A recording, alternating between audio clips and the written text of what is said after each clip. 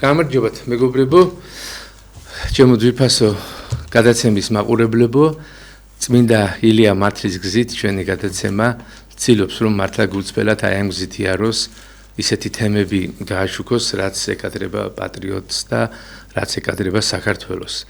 უამრავი მტკივნეული თემა დღეს საქართველოს, წარსულს თემებს ემატება ყოველ თვე და ყოველ კვირა ახალ-ახალი თემები, ახალ-ახალი პრობლემები, რომელიც ისევ ჩვენი ხალხის, ესე იგი, თავსატეხი არის და მე ვფიქრობ, რომ ჩვენ ალბათ ვგევართ მომავლის ეროვნული მთავრობა, რომელიც მოვა, მე ასე ვფიქრობ, დაევგანება იმ ქირურგს, რომელსაც მიუყანეს დაზარალებული ავადმყოფი, ტრავმატოლოგიური პაციენტი, ასე ვთქვათ, მძიმე ავარიაში მოხვედრილი ავადმყოფი და დაბნეულია ქირურგი, საიდან დაიწყოს ოპერაცია, ესე იგი, თავის ტვინი გაკეროს, თქვათ, გული გაკეროს, თირკმელი გაკეროს, ელენთა, ყველა სასიცოცხლო ორგანო არის დაზიანებული და ესე იგი, უწევს რაღაცა ექსტრემალურ პირობებში აი ამ ქირურგიული ოპერაციის ჩატარება. აი ასეთ მე ასე ვფიქრობ, რომ ის ეროვნული მთავრობა, რომელიც მოვა და რომელიც ეღირსება ალბათ ჩვენ ქვეყანას, ჩვენი ხალხისგან გამომდინარე, აი ესეთ დღეში იქნება, რომ საიდან დაიწყოს აღდგენა, რას მიხედოს, დაკარგულ მიწებს მიხედოს, განადგურებულ სოფლის მეურნეობას მიხედოს, დამსხვრეულ განათლების სისტემას მიხედოს, ჩავოშლილ, ესე იგი, მცირე მეწარმეობას და წარმოებებს მიხედოს თუ რომ საიდან დაიწყოს. ასე ვთქვათ, ესე იგი, სავალალო მდგომარეობაში ვართ. გუშინ წინ ალბათ თქვენ ადევნებთ აი ამ ხა მასმედიას, ლიბერალურ მასმედიას მე არ უყურებ და ვცდილობ ნაკლები უყურო. თქვენსავით ვცდილობ რომ ესე იგი არავიშალო ნერვები ამაზე აი ამ სიყალბების მოსმენაზე, მაგრამ ალბათ ჩემო ახალგაზრდებო, ჩემო ძველგაზრდებო, თქვენ ალბათ უყურებთ YouTube-ს, იქ ყველა ენაზე დღეს დევს და გუშინ ესე იგი სწორედ ეს ეპშტეინის დოკუმენტები გამოქვეყნდა, აი ამ კუნძულზე რა საშინელებები ხდებოდა, 3 მილიონი ფურცელი გამოქვეყნდა, კიდე 6 მილიონი არის გამოსაგვეყნებელი და ესე პედანტურად ყველაფერი არის ჩაწერილი. ესე იგი თან ახლავს აუდიო, ვიდეო ფაილები და ამავე დროს ჩვენ ნახეთ ესე იგი აი ამ YouTube-ზე ამერიკელი პატიოსანი ექსპერტები და მიმოხილველები აი ამას პირდაპირ დებენ, ასე ვთქვათ, აჩვენებენ ეთერში, ღია ეთერში, აი ამ ჩანაწერებს აუთხ ფორმატზე უბრალოდ ამობეჭდილი არის ეს დიალოგები, მიწერ-მოწერა იმეილებზე, ფარული თუ აშკარა, ასე ვთქვათ, დაშიფრული თუ დაუშიფრავი. თქვენგან მოწონებული ელონ მასკიც საკმაოდ ესე იგი აი ამ ეპშტეინის კუნძულის ესე იგი ძველი ბინადარი ყოფილა და ისეთი ტექსტები მოვისმინე მის მიერ ესე იგი მასე ჩაწერილი რომ მეც გამიკვირდა რომ რაღაცა კიდე იყო იმედი რომ ნუ გარკვეული პოლიტიკა გასაგებია გარკვეული პოლიტიკა, მაგრამ თუნდაც მეწარმეებში იყო დარჩენილი ადამიანები, რომთაც რაღაცა ზნეობის ნატამალი ჰქონდა. მაგრამ სამწუხაროდ აი ეს ფიგურებიც კი ბიზნესის წარმომადგენლებიც კი აი ამ მცირე მწვრთნელთა დევნისა და ესე იგი სქესობრივი კავშირების ესე იგი წევრები ყოფილან. აი ამ საქმიანობით იყვნენ დაკავებული. მე მოგეთ ყველა მთელი მსოფლიო აღშფოთებულია იმით რომ აი ამ ეპშტეინის კუნძულზე მასიურად ხდებოდა სატანისტური ორგიები, ადამიანის მსხვერპლშეწირვებიც, კანიბალიზმის კი ეს კანიბალიზმის ფაქტები მე გაკვირვებული ვარ ხლა უბრალოდ რაში დაჭირდათ ეს, მაგრამ ნუ ეს სატანისტები ალბათ ამასაც არ თაკილობენ და ეს ორგიები მცირეწლოვან პატარა ბიჭებთან, მცირეწლოვან გოგოებთან ამაში იყო ჩაფლული მთელი ამერიკის პოლიტიკა, პრაქტიკულად თითქმის ყველა სენატორი მეგობრებო, ყველა დარგისა და სფეროს წარმომადგენლები, სამხედროებიც კი, ევროპის ქვეყნების, ნუ სამეფო დინასტიის წარმომადგენლები მასიურად, შოუ ბიზნესი ჰოლივუდის, შოუ ბიზნესი და სელებრიტები ევროპის ცნობილი, რომელიც თქვენ იცით და რომლის ესე იგი ოსკაროსნები ვიცით ესე იგი რამდენი ოსკაროსანია თურმე მატჩი ესე იგი ამ საქმეში გამოჭერილი და ჩაწერილი. ასე ვთქვათ, აი ეს ეპშტეინის კუნძული ნათელი მაგალითია იმისა, რომ მსოფლიომ ერთხელ და სამუდამოდ განსაკუთრებით მსოფლიო ახალგაზრდობამ, განსაკუთრებით ჩვენმა ახალგაზრდობამ დაინახოს ერთხელ და სამუდამოდ რომ რა არის ეს დასავლეთის სახე, რომ ამბობენ ესე იგი deep state ჩვენ მაშინ აღვნიშნეთ, რომ ეს არის ორი ბანაკი, სწორედ მემარცხენე ლიბერალები და მემარჯვენე ულტრა ესე იგი მემარჯვენეები გლობალისტების ორი ბანაკი, რომლებიც ერთმანეთს ებრძვიან და რაღაცნაირად მოხდა ისე, რომ რომელიღაცა ბანაკს აწყობდა, რომ ეს ეპშტეინის ჩანაწერები გამოქვეყნებულიყო. და როგორც აღმოჩნდა, ეს ეპშტეინი, ეს მილიარდელი მარტო არ მოქმედებდა, იყო სპეცსამსახურებთან შეკრული და სპეცსამსახურები სწორედ იწერდა ამ კუნძულზე საკმაოდ ესე იგი ამ სულქან ინფორმაციებს, აი ამ უდიდეს კომპრომატს და დღეს რომ აი აკეთებენ თუნდაც ამერიკის დიდი მოხელეები იმ საქმეს, რაც არ უნდა გააკეთონ, იგივე ის პრეზიდენტები რო ჩადიან რაღაცა, იგივე იმ გაზაში იმ საქმეებს, ეს აი ამ კომპრომატის ფონზე ხდება, მეგობრებო. ძალიან ბევრი ლიდერი გამოჭერილია და აკეთებს იმას, რაც უნდა გააკეთოს წინააღმდეგ შემთხვევაში, იმ 3 მილიონ ჩანაწერს მოყვება კიდე დანარჩენი 3 მილიონის გამოქვეყნება. სულ როგორც ცნობილია 6 მილიონი კომპრომატი არსებობს, 6 მილიონი A4 ფურცელი, ესე იგი ეს დაწერილი ყველაფერი და თავისი აუდიო და ვიდეო ფაილებით. ასე რომ მე ჩვენ ახალგაზრდობას ვეუბნები, რომ საითკენ მიდიხართ, ჩემო მეგობრებო, ჩემო ლიბერალო ახალგაზრდებო. ყველას არ ეხება ეს, მაგრამ აი იმ რუსთავაზე, ესე იგი მოგულავი ახალგაზრდობის მიმართულებით ვიძახინე, რომ ნუ თუ ეხლა მაინც არ აგეხელებათ თვალები და მზერა და არ გაგიხსნებათ გონება. საითკენ მიდიხართ, ეპშტეინის კუნძულისკენ თუ ეკლესიისკენ? ეპშტეინის კუნძულისკენ თუ ეროვნული ღირებულებებისკენ, მამულის ენის და სარწმუნოების მსახურებისკენ. ასე რომ მოვიხედოთ ისე უკან და მივხედოთ საქართველოს, ეს პატარა ექსკურსი ყოველთვის საჭიროა. გამოსაფხიზლებელია ჩვენი გადაცემა, აქ ვინც შემოვა, მე მინდა რომ ყველა განიხიბლოს აი ამ დასავლეთის მომწამვლელი აი ამ პროპაგანდისაგან და სწორედ ის ეპშტეინის კუნძული გვექნება ესე იგი შუბზე მათთვის ასაფარებელი. აი ტაშის მკვლელებს, ვინც დღემდე ესე იგი მისტირის ამერიკულ და ევროპულ პოლიტელიტას და რაღაც ორგანიზაციებში იკაწევრიანებას. ასე რომ ცოტა გონს მოვიდეთ. მივხედოთ ჩვენ ქვეყანას, გონს მოვიდეთ ნამდვილად და გადავხედოთ რა ხდებოდა, აი პატარა ექსკურსი გავაკეთოთ. ეხლა აი ამ ყველაფრის გრევის პირობებში ვიმყოფებით და სამწუხაროდ რაღაცა ისეთი მთავრობები ავირჩიეთ აი ამ ბოლო 3 არჩევანის გადასახედიდან, რომ საკუთარ სამშობლოს თავის ხელებით ანგრევენ, დარგებს. აი დავიწყოთ რა.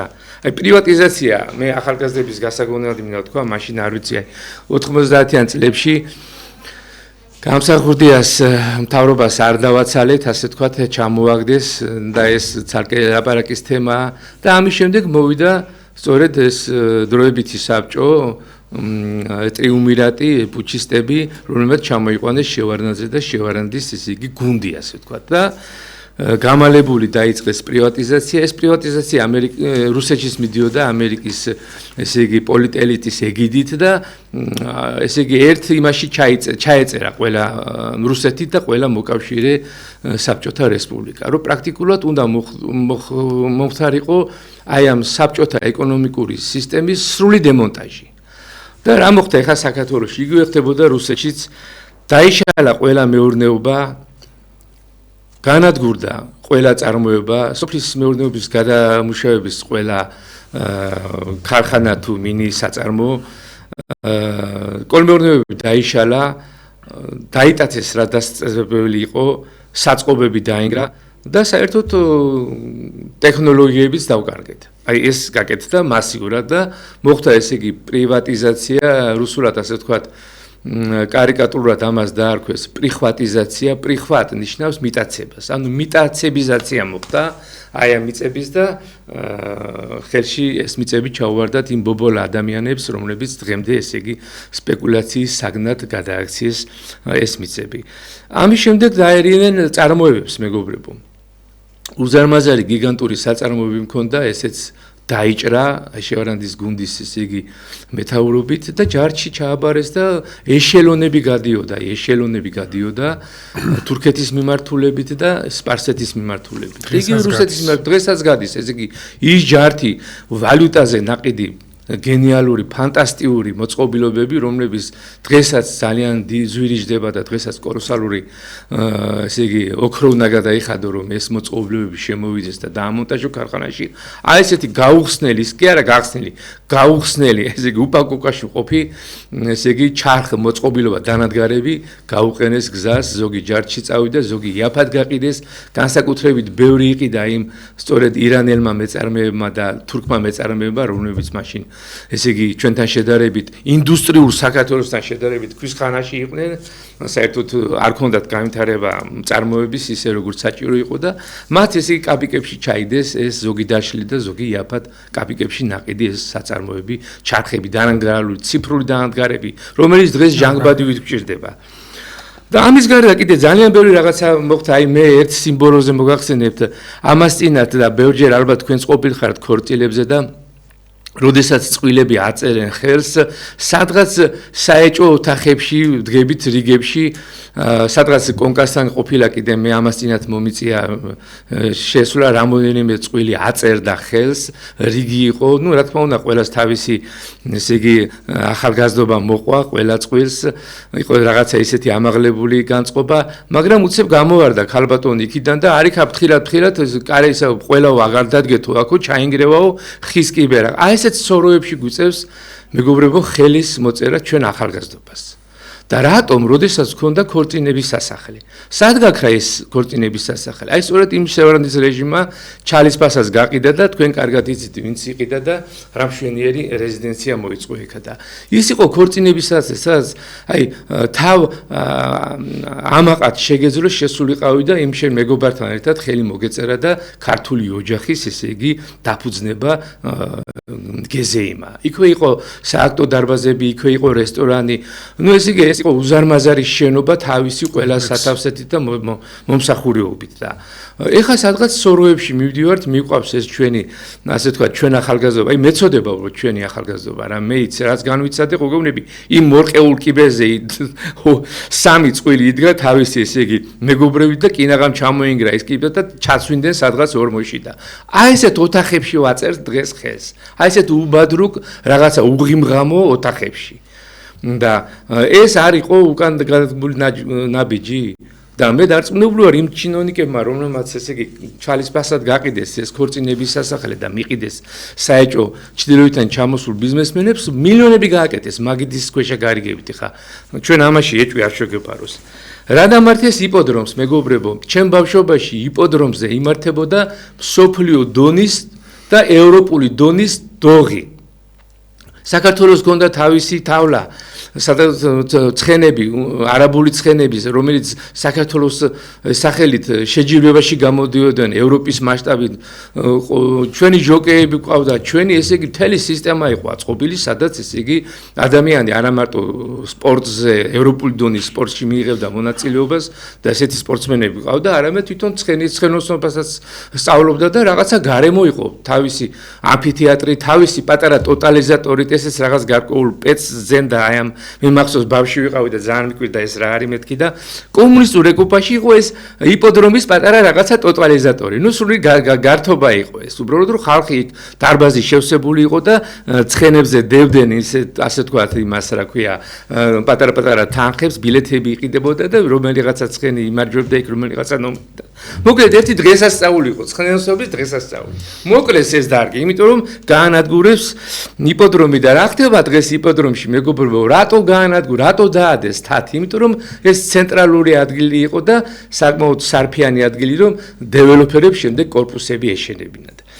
ვერის ბასეინი ბავშვობაში იქ გავიკაჟეთ ჯანმრთელობა, იქ ვისწავლეთ ჩვენ ცურვა, თაობები გაიზარდა ვერის ბასეინზე და ძალიან იაფი ღირდა, აი კომუნისტების პერიოდში იყო რაღაცა თქვა 10-15 მანეთით ყიდულობდი იმ აბონემენტს, ხან 9 მანეთი ღირდა, ხო აი შემახსენა ეხლა ბატონმა გიგამ და ესე იგი ძალიან იაფად, ესე იგი თვის განმავლობაში უმაღლეს დონეზე გაკეთებული რემონტი საკავშირო და ევროპისა და მსოფლიო ჩემპიონატები იმართებოდა ცურვაში, წყალბურთში, ესე იგი მუსიკალური ტანვაჯიში იყო სიმაღლიდან ხტომა, ესე იგი ოლიმპიური, ესე იგი ბასეინი ჰქონდა და რად გადააკეთეს, ესე იგი გააკოტრეს როგორც ესე იგი ორგანიზაცია, გამოიყენოს სახელმწიფო კონტროლიდან, ჩაშალეს და ეხლა უბრალოდ იყიდება და ელოდებიან ვერ გაყიდეს, იმიტომ რომ ხელამიწა ამას დანგრევასაც ფული ჭირდება, ვერ ნახეს ინვესტორი რომ მე იქ რაღაცა სასტუმრო და კორპუსი ააშენონ ამ დეველოპერებმა. აი ეს არის ჩვენი სახე, ეს არის ჩვენი მთავრობის სახე და ეს მოხდა ნაცების დროს, ხო მეგრე მახსოვს რომ ვერის ბასეინი და იპოდრომი ნაცების დროს, აი შევარდნისა და ნაცების აი გარდამავალ ეპოქაში. ესე იგი რაც შევარდნაზე ვერ მოსვასრო ნაცებმა ესე იგი მოამთავრეს. ასევე პოლიკლინიკები, მე მახსოვს, პოლიკლინიკები, რატომ მოხდა ამ პოლიკლინიკების დახურვა, მეგობრებო, ასე მასიურად. განა არ შეეძლო მაშინ კომუნისტურ მთავრობას, რომ ერთი პოლიკლინიკა ყოფილიყო მთელ თბილისში და იქნებოდა იქ ზედახურა და უზარმაზარი რიგები, როგორც დღეს არის, ხო? ყველა უბანში იყო პოლიკლინიკა და იმის მაგერად რომ ეს პოლიკლინიკები გაერემონტებინათ და სისტემა დაენერგათ ისეთი ყველასათმის ხელმისაწვდომი იყო ის ექიმი არ ჭირდებოდა ამ ხელა რიგები იმიტომ რომ დაახლოებით საბურთალოს რაიონში ერთი 10-მდე პოლიკლინიკა იყო რომელიც მუშაობდა და თანაბრად იყო განაწილებული და არ იქნებოდა ეს რიგებისა და იმის საშიშროება თქვა ვიზიტების ესე იგი სიძნელე და რაღაცა მოუხერხებლობა და ეს სწორედ იმიტომ იყო ესე ამ პოლიკლინიკით რომ იმ პენსიონერს და იმ ახალგაზრდას შეძლებოდა იქ ესე იგი მომსახურების მიღება დროული. სკოლების ეზოებიც ასევე მე აი 102 სკოლა მაქვს დამთავრებული და ჩვენ სკოლის ეზოში ნაცების პერიოდში უზარმაზარი ფართობით ჩამოჭრეს სადაც ჩვენ ფეხბურთს თამაშობდით და ააშენეს ოფისი დღეს არის ოფისი აშენებული. ძალიან ბევრ სკოლას წაართვეს ეზო და ეს საქმეები არის ყველაფერი გამოსაძიებელი მე თუ მკითხავთ იმიტომ რომ სკოლები შეკვეცეს და აი ესეთნაირად დაგვიგრიეს დაგვიშალეს.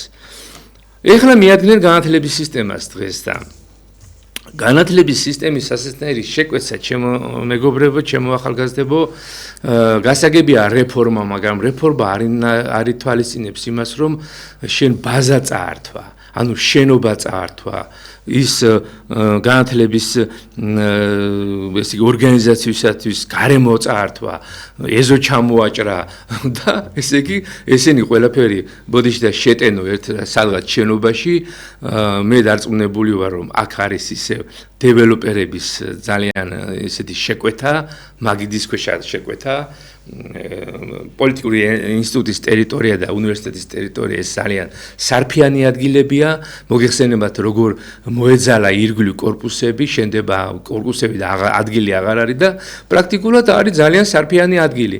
ეხლა ამათ ვითომ შეამცირებენ, შეერთებენ, გადააგდებენ, გადაეცვლიან სადღაც რუსთავში ან იმის იქით, რა მნიშვნელობა ყველგან შეიძლება ამის გაკეთება, მინდვრების მეტი რა არის და ამ ფართობებს აითვისებენ. აი ეს არის მთელი ისტორია, ეს არის მთელი განათლების ესე იგი სისტემის რეფორმა დღევანდელი რაც არის ჩაფიქრებული. და ამ ადგილებზე აშენდება კორპუსები და ესე იგი ისევ ის უსახური ჩამოვლენ ალბათ ისევ ის არაბები, შეიძლება ეს არაბები შეკვეთაც იყოს, ჩამოვლენ სპარსელები, უცხოელები, დასახდებიან ამ კორპუსებში და ჩვენმა შვილებმა თქვათ ისწავლონ აი ისეთ სოროებში, როგორიც სადაც აწერენ ხელს. აი ეს სიმბოლური, აი ხელმოწერა სადაც ხდება ქართული ოჯახების დღეს თბილისში ნაქირავებ ოთახებში, რომელიც სოროების დონეზეა გაკეთებული, აი ესეთ სოროებში გვექნება უნივერსიტეტი, პოლიტექნიკური ინსტიტუტი და ნახოთ ერთი როგორ ვისწავლეთ და რა განათლებას ესე იგი მივიღებთ. მე ბატონ გიგას მინდა გადავცე სიტყვა, აი ეს ბოლო თემა, როგორ გვილამაზებს ჩვენი მთავრობა განათლების სისტემას, ისე კონსულტაციების გარეშე ხალხთან არ მიდის კონსულტაცია, განათლების მესეურებთან ისევ არ მიდის კონსულტაცია და არის ეს შინაურულად წყდება ეს ყველაფერი. გამარჯობათ, მეგობრებო.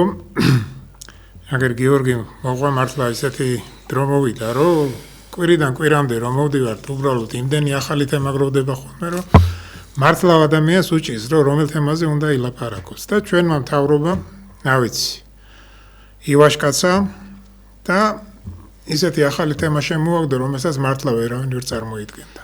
და აერთიანებს ახლა ორ დიდ ინსტიტუტს, ანუ უნივერსიტეტს, ესე ვეძახი, თავის დროზე გპ-ის ვეძახოდი მე და მუშაობდი კიდეც დაახლოებით 8 წელიწადი მან და მეტნაკლებად ვიცი რა პრობლემები ქონდა, რა არ ქონდა პრობლემა, რა იყო გადასაწყვეტი, რა არ იყო გადასაწყვეტი, მაგრამ ჩვენო მთავრობა რომელიც მაგათი დამსახურებაა ყველაფერი თუ ცუდი რაღაცა არის დღესდღეობით უნივერსიტეტებში განათლების სისტემაში ეს არის ყველაფერი დამსახურება ჩვენი მთავრობის და მათ წინა მთავრობის კიდე მათ წინ ვინც იყნებს იმიტომ რომ აბსოლუტურად გამოსწორებით არაფერი არ გამოსწორებულა პირიქით ყველაფერი წავიდა იქითკენ რომ ნელა-ნელა აი დღევანდელი დღე დამდგარიყო და იმის მაგივრად რომ ამას უმკურნალო ამას მიხედო ამას სხვანაირი სისტემით დაამუშაო და გააძლიერო ამათ ეგრევე ანადგურებენ და სპობენ არავინ არ თქვას ეხლა რომ GPI-ის ესევე ზახი ტექნიკური უნივერსიტეტი რო გაერთიანდება ჩათვალეთ რომ კი არ გაერთიანდება ტექნიკური უნივერსიტეტი უქმდება იმიტომ რომ ეს ესე მოხდება იმიტომ რომ ესე მოხდა მაგალითად ჩვენ გვასვათ მე მგონი ძალიან კარგად სასოფლო-სამეურნეო ინსტიტუტი რომელიც იყო მერე გადაყედა აკადემიად მერე გადაეცა ბატონ ბენდუქიძეს და სასოფლო-სამეურნეო ინსტიტუტი დღესდღეობით აღარ არსებობს არ არსებობს ის ფაკულტეტები რომელი ფაკულტეტებიც სასოფლო-სამეურნეო ინსტიტუტში იყო ინსტიტუტიც აღარ არსებობს რომლისთვისაც იყო დღესდღეობით უკვე დეფიციტი გახდა ისეთი პროფესია და პროფესიის მატარებელი ადამიანები, როგორიც არის მაგალითად აგრონომი, რომელიც უბრალოდ GPI-ში გადმოიტანეს ახლა და GPI-ში არის ფაკულტეტი. როგორიც არის მცენარეთა დაცვა, რომელიც აღარ არსებობს, მე არ ვიცი. აღარ არის მეფუტკრეობა, აღარ არის მეაბრეშუმეობა. განადგურდა ეს. აღარ არის სოფლის მეურნეობის მექანიზაცია იყო ესეთი დააგი სპეციალობა. რომელიც ემსახურებოდა როგორც ფერმებს, როგორც მექანიზებურ ყველაფერს იმას, რაც სოფლის მეურნეობას სჭირდებოდა. იქ კონვეიერები იყო, ბევრი რაღაცა იყო. სადაც მე ვსწავლობდი და ვიცი.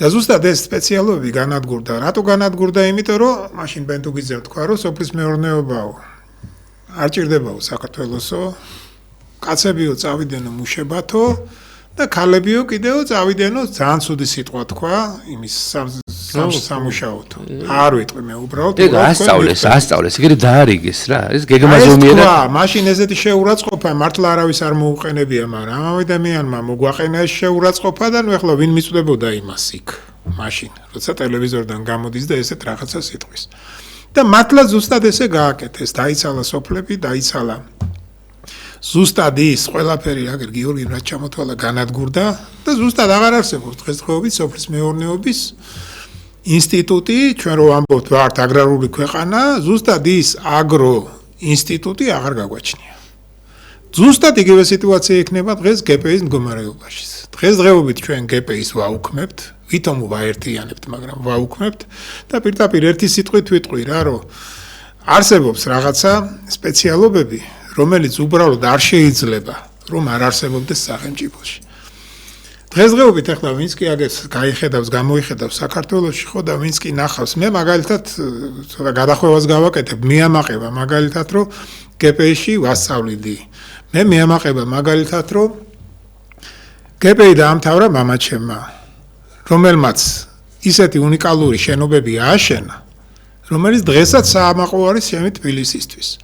მაგალითად მე მახსოვს პატარა ბავშვი ვიყავი და ანზის მშენებლობა რომ მიდიოდა მამაჩემმა ჩაასხა იმ ანზაზე ფუნდამენტი რომელიც დღესაც დგას და ესე იდგება კიდე 100 წელიწადი თუ ამათმა არ გაყიდეს ჯართად არ დაანგრიეს და დაშალეს და 3 თუ 4 დღის განმავლობაში მამაჩემი სახში არ მყავდა მაშინ ნანახი არ ბერმოდიოდა ბერმოდიოდა იმიტომ რომ დღე და აღამე მაშინ თქვენ იცით რომ ფუნდამენტს როცა ასხავ ესე იგი მუდმივად უნდა ჩასხმულიყო ბეტონი, რომ ის სიმაგრე აიღო და მარკირება აიღო იმ ბეტონს, რაც აუცილებელი იყო.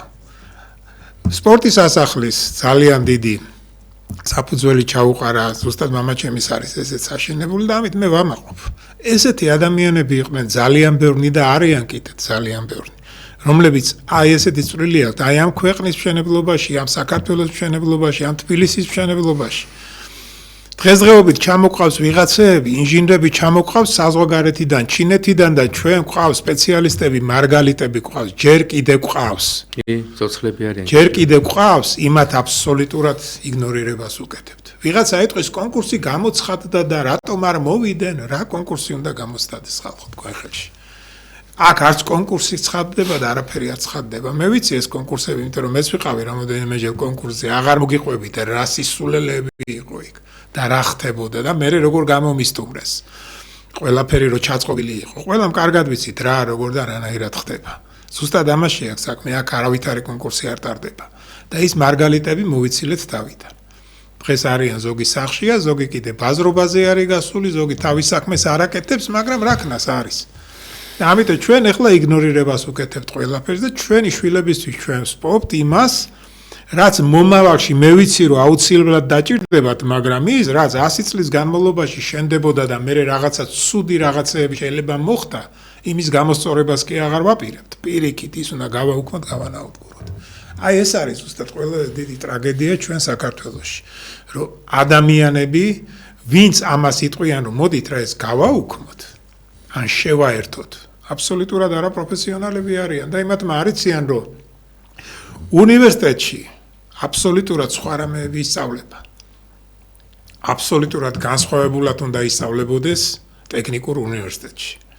ის მათემატიკა, რომ მათემატიკა არის, იქ ფუნდამენტალურად სწავლობენ ამ მათემატიკას, ტექნიკურ უნივერსიტეტში კიდე სწავლობენ ისე და ასწავლიან ისე, რომ ის მათემატიკა თავიანთ ინდუსტრიაში გამოიყენონ. განსხვავება ამაში არის და აბსოლუტურად განსხვავებულად ისწავლება და განსხვავებული ტვინები მუშაობს მერე. სხვანაირად ერთობა იქ ტვინი და ის მერე ცუდ კარგი ინჟინერი ხარ, იმ მათემატიკას სხვანაირად იყენებ. სხვანაირად შენ ტექნოლოგიაში იყენებ, შენს სპეციალობაში იყენებ და ის ფუნდამენტალური მათემატიკა, რომელიც უნივერსიტეტში არის, იქს აბსოლუტურად სხვანაირი ტექნიკით უმას სხვანაირად იყენებ. იმიტომ რომ ის ფუნდამენტალურად უნდა ისწავლო და სხვანაირი რაღაცები უნდა გააკეთო მათემატიკაში. აი ეს მინდა და მეთქვა ჩემო მეგობრებო, მაგრამ ყველაზე ცუდი კიდე რა არის, იცით რომ აბსოლუტურად პროფესიონალები აღარ აქვს. პროფესიონალიზმი აღარ იგრძნობა არსად. დღესდღეობით გამოდის და გვეუბნებიან, რომ იცით რა, მიქანაძე დანიშნეს მინისტრად, რომელიც აი პირდაპირ ვეთყვი რა, მე არ ვიცი ჩემთვის არის მიუღებელი, იმიტომ რომ მაგის ბიოგრაფიას რო გადავხედე, მე ერთი ვიცი რომ თურმე ეს მიქანაძე ყოფილა ვინ. აღარ ვეთყვი დანარჩენს, მაგრამ ვიტყვი რომ 2004-2008 წელში ყოფილა თურმე ჩვენი იუსტიციის მინისტრის მოადგილე და იმ იუსტიციის მინისტრის მოადგილე ამ 5 წლის განმავლობაში, რომელსაც დღეს რა ვიცი ჩვენები წითელი ცირკულარით ეძებენ და ყველაფერი იმავაც ახსენებელი 9 წლის განმავლობაში რაც კი ხდებოდა ცუდი, აი იმისი მოადგილე ყოფილა. და დღესდღეობით მე იტყვიან რომ იცი რა ჩვენ ნაცებს ვებრძვით. ნაცები უნდა გავაუქმოთ. ბიჭო რანაირად ებრძვით, როცა ნაცები ყავთ აქ, რომლებიც მინისტრები არიან. ზუსტად ამაშია საქმე რა. დღესდღეობით ჩვენ არაფერი არ გვეშველება. თუ ჩვენ ესეთი მიდგომით ვიარეთ წინ.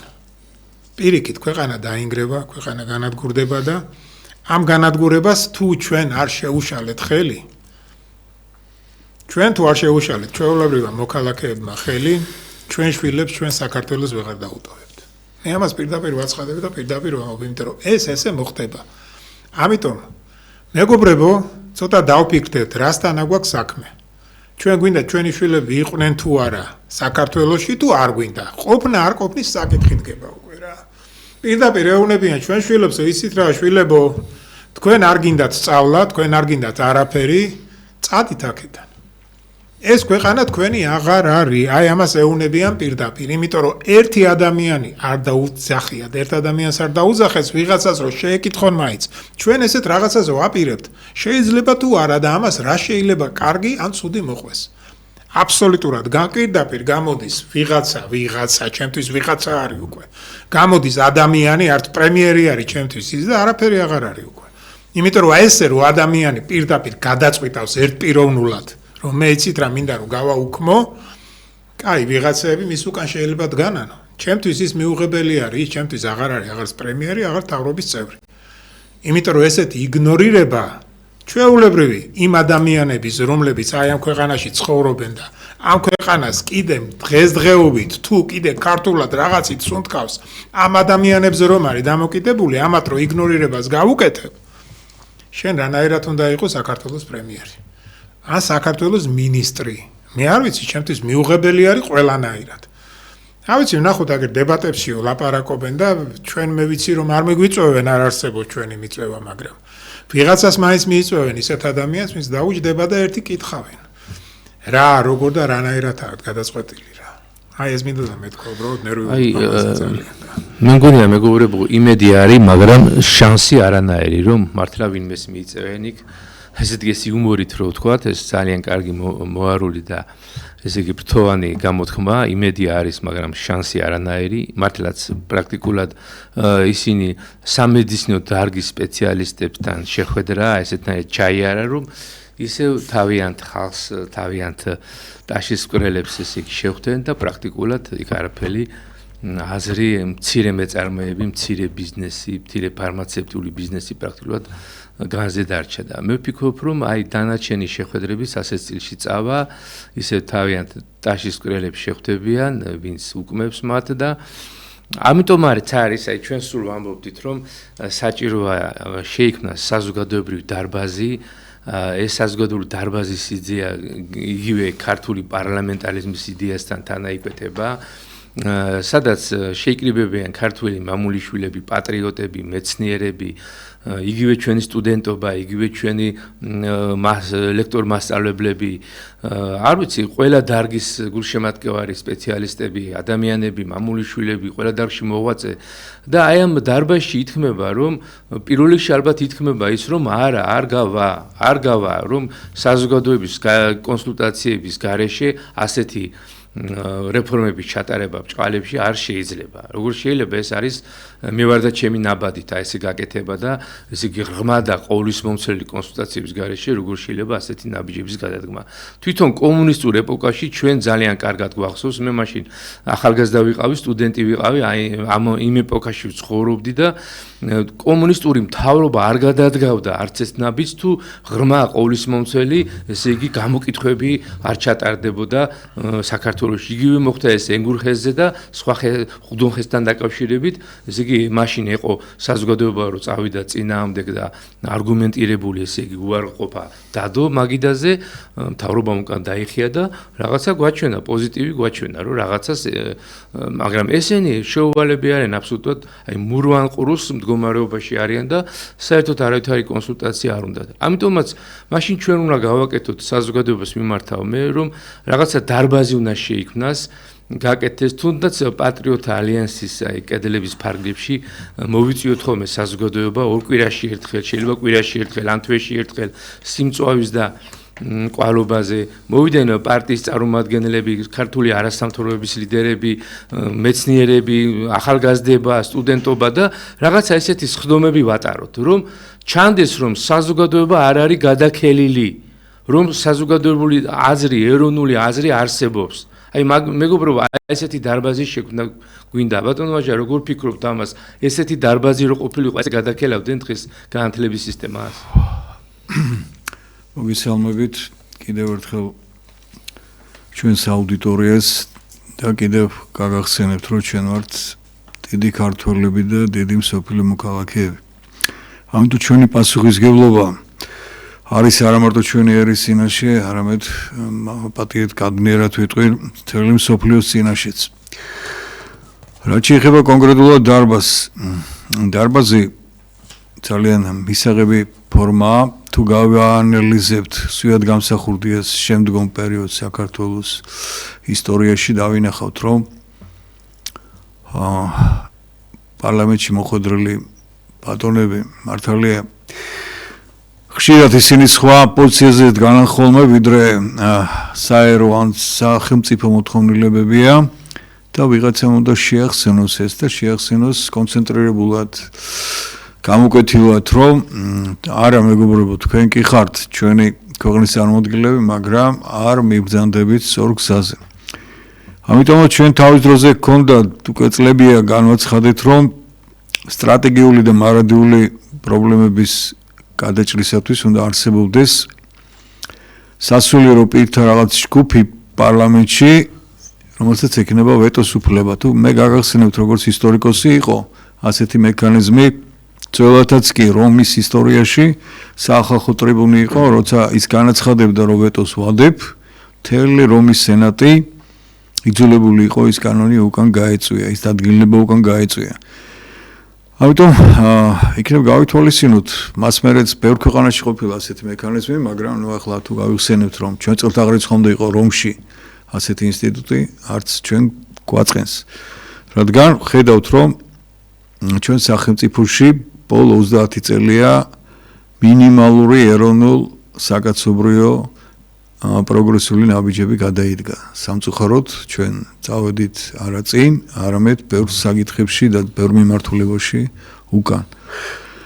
ამიტომაც გთხოვთ, რომ გაითვალისწინოთ ეს ვეტოს მექანიზმი, ვისაც გული შესდგება საქართველოზე, ვინც ჭირს უფლობს ჩვენს ქვეყანას და ეს მექანიზმი იქნებ შეიძლება და დარბაზის სახითაც გავაცოცხლოთ როგორც ერთი ჭეშმარიტების გზაზე დასაყენებელი მექანიზმი და ასევე ვეტოს მექანიზმი, რადგან აპატიონ, მაგრამ თუ ადამიანს არ აქვს მარადიულობასთან მოწიწებული და თავდაბლური დამოკიდებულება, ჩვენ ხედავთ, რომ ძალიან ბევრი შეცდომები დაუშვით პირადად ჩვენმა თაობამაც, წინა თაობამაც და ეს პროცესი გაგრძელდება და საქართველოს დღეს გახლავთ სასიკვდილო სარეცელზე მოთავსებული სახელმწიფო, როცა ჩვენ წინა გადაცემებში შევნიშნეთ ისტორიული მემოხილვა, რომ მე-18 საუკუნის ბოლოს სამხრეთ კავკასიაში და ჩრდილოეთ კავკასიაშიც ერთადერთი საქართველო იყო, რომელიც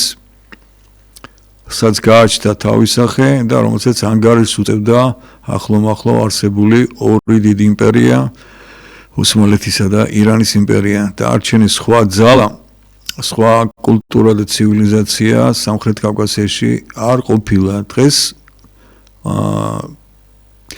ჩვენ ანგარიშს კი არა, საერთოდ არავინ აინუსში არ გვაგდებს არც ერთი განზომილებით, არც კულტურის, არც საზოგადოებრივი სახელმწიფოებრივი თვალსაზრისით და არც ეკონომიურად, რადგან სამწუხაროდ აი ესეთ ბოლო ადგილზე აღმოჩნდით ჩვენი დამოკიდებულებით. მაგრამ თქვენს ნებართვით მე ერთს რამეს ვიტყოდი, რომ კიდევ და კიდევ უნდა გავიხსენოთ, რატომ მოხდა ეს ყველაფერი.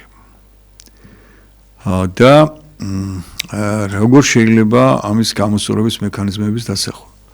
რატომ მოხდა და მითხარით ჩვენ ისე ერთობლივად მეგობრები ხშირად ვთქვათ ხოლმე ამ საკითხს, რომ მართალია ბატონ გიორგი მეწინააღმდეგე ხო არის ბევრი ეროვნული პარტია და ეროვნული დაჯგუფება გეთანხმებით არის, მაგრამ ისინი არიან ფარდის მიღმა ან სადღაც კუნძულში და მათ თავიანთი ხმამაღალი სიტყვა ან პრინციპული პოზიცია თითქმის აღარ გააჩნიათ საზოგადოებრივ სარბიელზე. შეიძლება ახლა თავიანთ სამზარეულოებში და თავიანთ კულისებში გააჩნიათ, მაგრამ რეალურად გადახედეთ 30 წელი თუ რაიმე ეროვნული ჯგუფი ყოფილა პარლამენტში, ეროვნული საკითხი თუ დაეყენებინოს, ეროვნული პროექტი თუ დაეყენებინოს, არაფერი.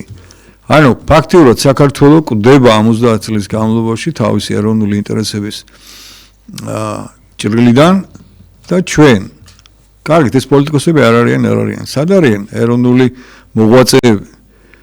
ერის მოჭინახული ადამიანები ხალხო. სად არიან ის ჯგუფები, საქველმოქმედო ორგანიზაციები თუ საზოგადოებრივი ორგანიზაციები, რომლებიც რა თქვა ბრძანეთ დარბაზი. აქ უნდა მობრძანდნენ და კარს უნდა უნგრევდნენ ბატონ დავითს და სხვა ცოტა მეტნაკლებად აქტიურ პარტიულ ორგანიზაციებს, რომ ეს უნდა გაკეთდეს.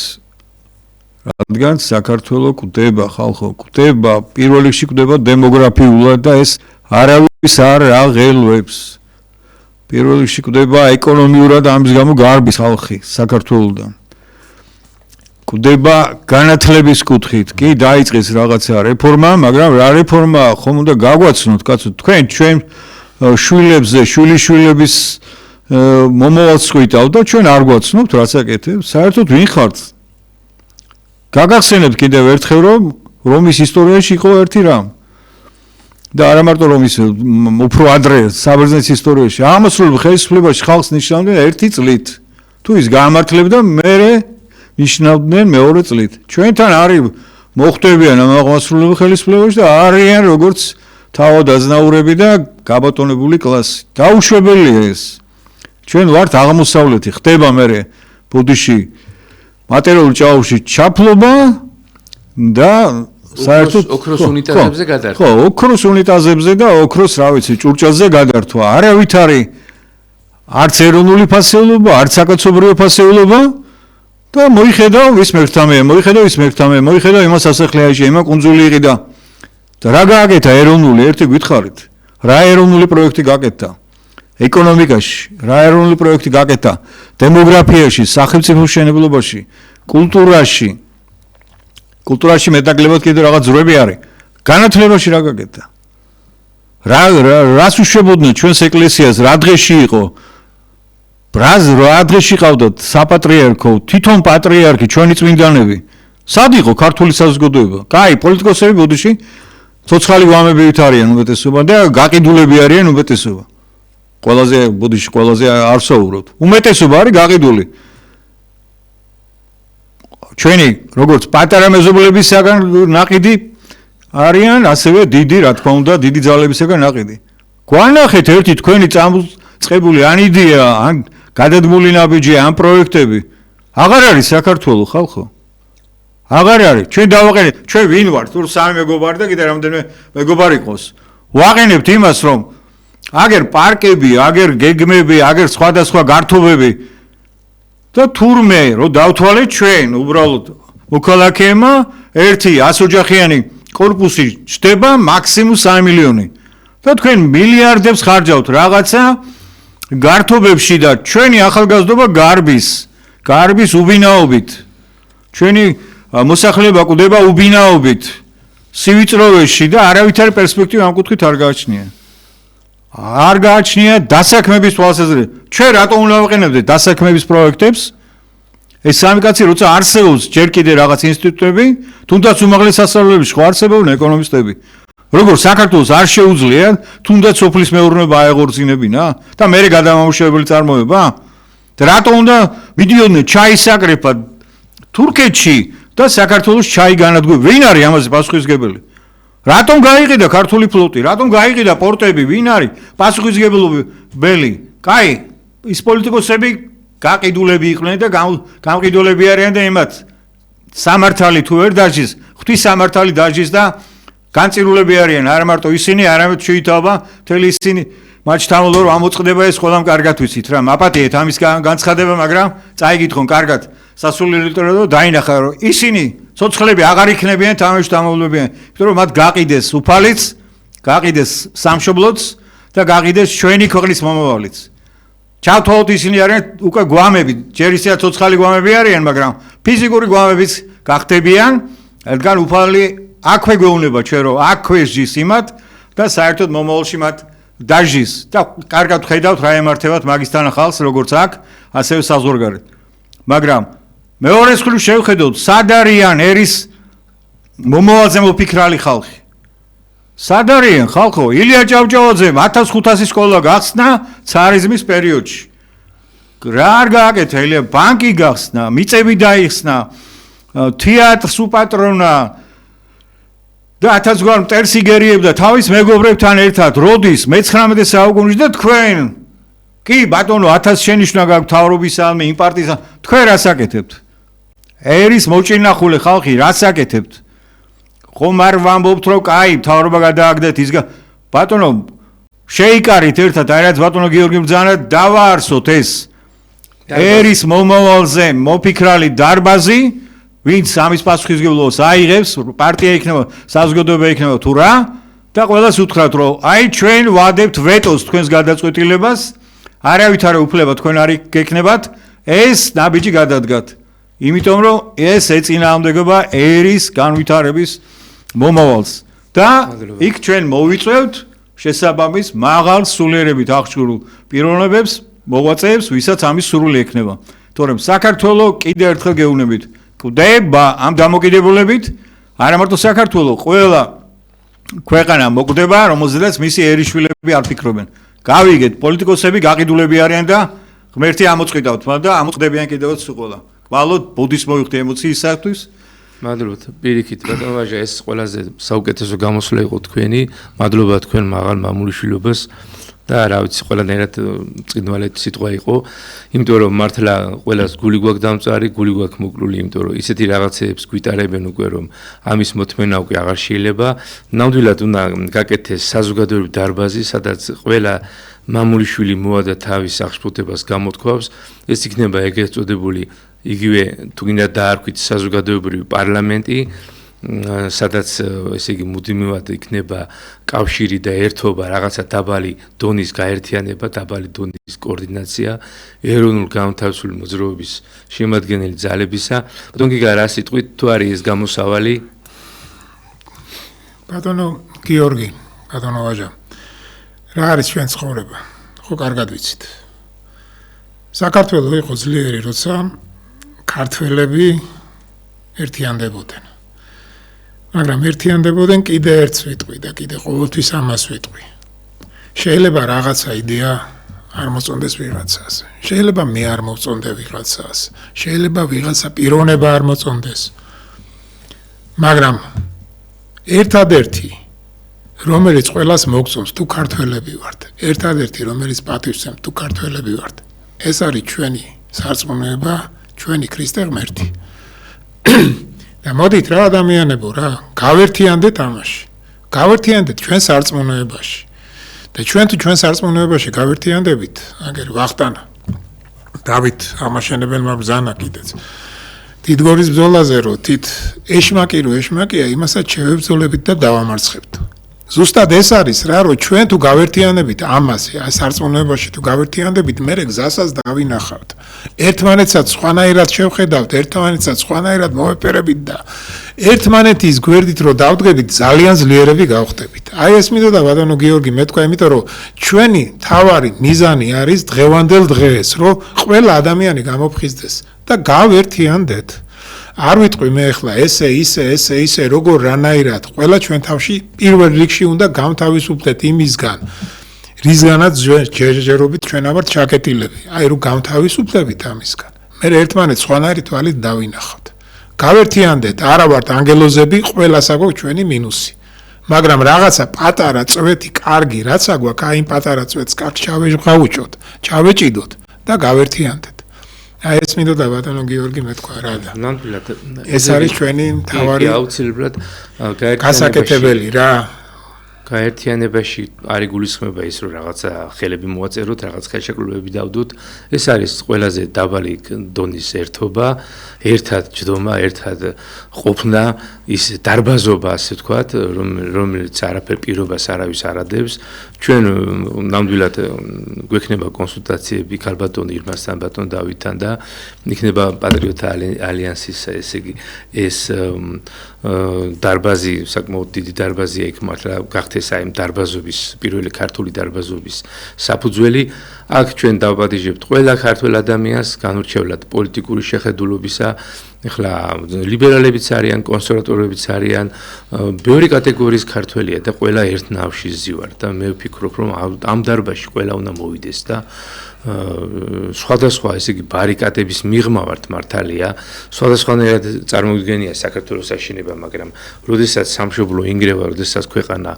ინგრევა ყველა ერთად უნდა დავდგეთ და პირველ რიგში გადავარჩინოთ ეს ჩვენი ქვეყნის დარგები ცალკეული დარგებია უკვე გადასარჩენი და თუ ცალკეულ დარგებს გადავარჩენთ განათლების სისტემას გადავარჩენთ ბიზნესს გადავარჩენთ სოფლის მეურნეობას გადავარჩენთ გადარჩება საქართველო ესე ვთქვათ აი ამ დარგების ესე იგი კომაგობით და მე ვფიქრობ ჩემო მეგობრებო მოდით გამოვხიზდეთ მოდით აქტიურები გავხდეთ ყველანი იმიტომ რომ აღარ შეიძლება მოთმენა დღეს ნუ გონია რომ რაღაცა ჩვენ ოჯახს ჩაულის არ ჩაულის უმუშევრობა სიცივე შიმშილი გაჭირვება და კრიმინალი ყველანაირად შეიძლება ერთად მოგვადოს ჯვარი წერია ჩვენ ოჯახს და უკაკუნოს კარებზე ამიტომ გამოვხიზდეთ ნუ იტყვით რომ ეს მე არ მეხება უნდა ვიყოთ აქტიურები უნდა ვიყოთ ერთად და აქციებზე უკვე ყველა მთელი საზოგადოება ერთად უნდა დავდგეთ არაბიზაციის წინააღმდეგ განათლების სისტემის გრევის წინააღმდეგ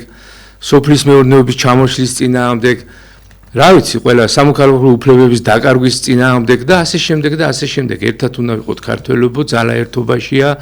ჩვენ დაკურებენ ჩვენი დიდი წინაპრები, ჩვენ დაკურებს 300 არაგველი, ჩვენ დაკურებს 100,000 მოწამე, ჩვენ დაკურებს ჩვენი სულნათი მერაბ კოსტავას და სულნათი ზვიად გამსახურდიას უქტავის სულები და ჩვენი წინაპრების სულები და ჩვენ ისინი გვიყურებენ როგორ მოვიქცევით დღეს და ხვალ. ესაა მთავარი და მოდით ოპტიმისტები ვიყოთ, ერთად დგომით ჩვენ გავიმარჯვებთ. ერთად დგომით გავიმარჯვებთ. წინ მოდის ახალი ეროვნული მთავრობა, წინ გველოდება უდიდესი გრანდიოზული აქციები, წინ გველოდება ძალიან დიდი საგმირო საქმეები. ამინ.